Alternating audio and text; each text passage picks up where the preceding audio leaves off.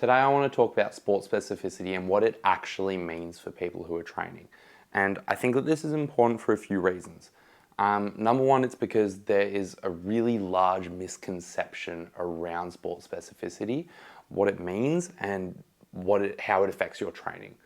The second reason I think that's really important is because it can actually have a really positive impact if you know how to apply sport specificity well, because it can make your training more relevant than what a lot of people allow it to be, especially when you play an athletic sport that's outside of the gym. Most people get sport specificity right in our strength sports or with very basic pursuits, like maybe just weight loss or trying to build up more muscle. And a lot of the simple examples that I'll give today will be from those because we generally do them quite well. But I think that it's really a really misunderstood concept in anything that is outside the gym, but the gym will benefit still. So first off, I want to start with what people think when we talk about sport specificity. And the thing that people think of when they see sport specificity is things that look exactly like the sport. So if we're shooting a basketball, the extreme of this would be like a weighted throw or like a jump shot with it, yeah? Or all the time you'll see like rowing exercises that look like rowing, or sometimes you can see these extreme videos of people on trap bars balancing for horseback riding, and they're a jockey. And those are all funny videos and they're extreme examples, but I think that I think that it's not just those extreme examples that show what they think that it means. It's just a misunderstanding of sport specificity being training in the gym should look exactly like what you do in the sport and nothing else. But what is it actually? Sport specificity comes down to three different factors. So when we do an exercise, it can be specific to our sport in the contact time element, it can be specific to our sport in the velocity element, and it can be specific to our sport in the joint angle element, okay?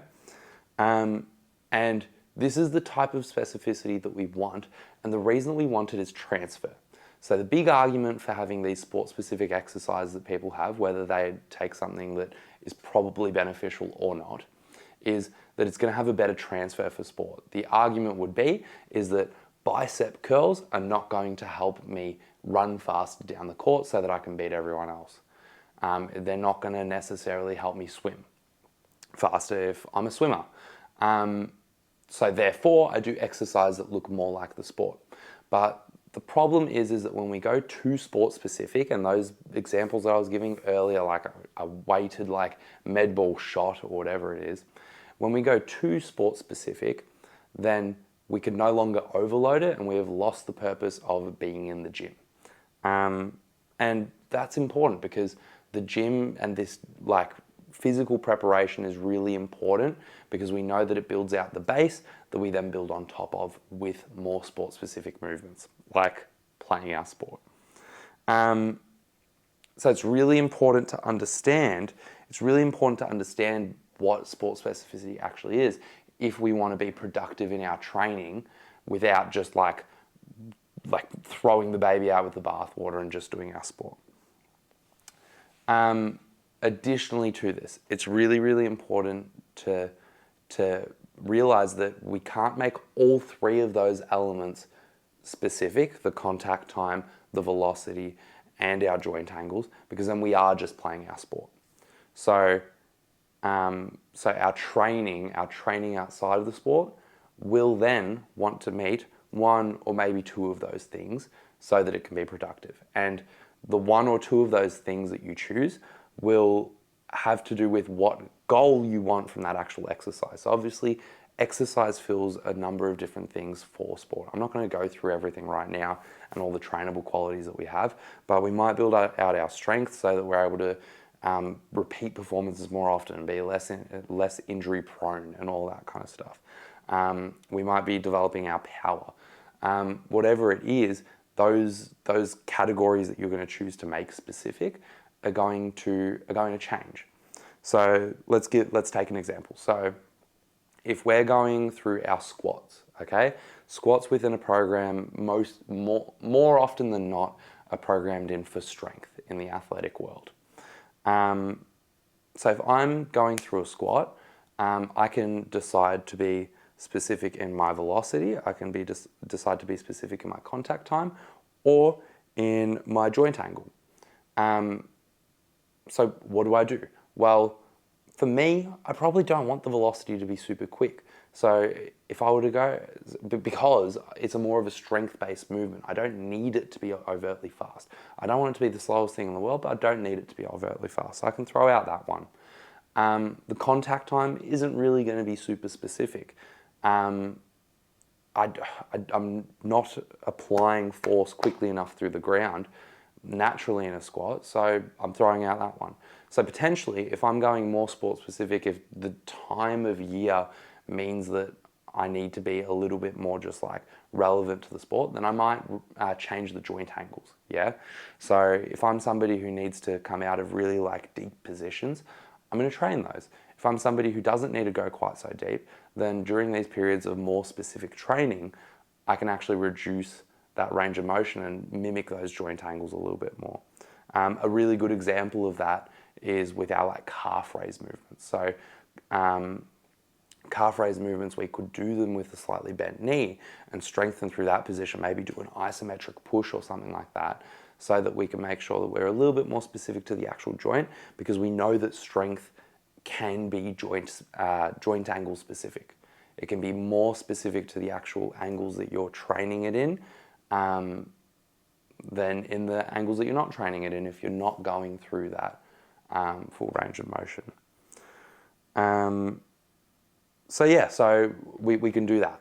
If we then decide on a power exercise, and this is where it starts to become really interesting because we're closer to that specific end.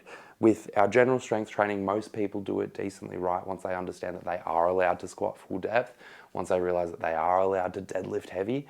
But as we move closer to the continuum of sport specific, we need to be more picky about what things we're changing from the sport. So again, if I were to do something that was going to be completely specific to my sport, let's say like a step up, I would make it really short contact time. So I would hit it and then I would jump off straight away. If I was going to make the joint angles really specific, I would make it a really short box. And then if I was going to make the velocity specific, I would just move super quick. And I'll do all three of those things. And then I'm essentially just running.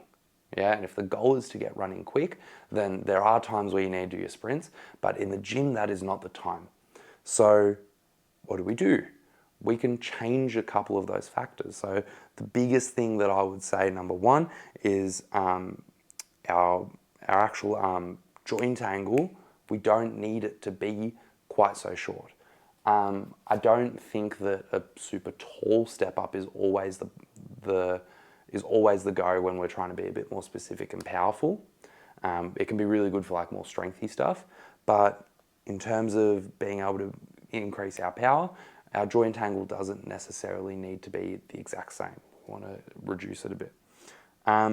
The contact time can be a bit longer. We still want to hit the box hard, but we're going to stay on the ground, so we're not exploding back off. But the thing that I want to stay the same here, or as similar as possible, is the velocity. I still want it to be a high velocity movement. And that way we take a step up from something that is overtly specific and probably not assisting us as much to something that is specific, but only in the ways that I need it to be in a certain period of time.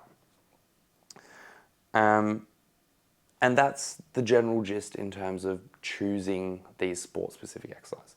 Now, you might be thinking at this point, why do we need that sport specificity at all?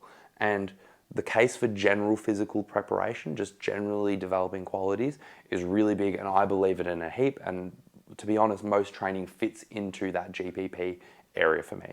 So when we go through those examples that we spoke about, like squatting, if you just squat through a full range of motion, you're going to get stronger in those specific joint angles anyway.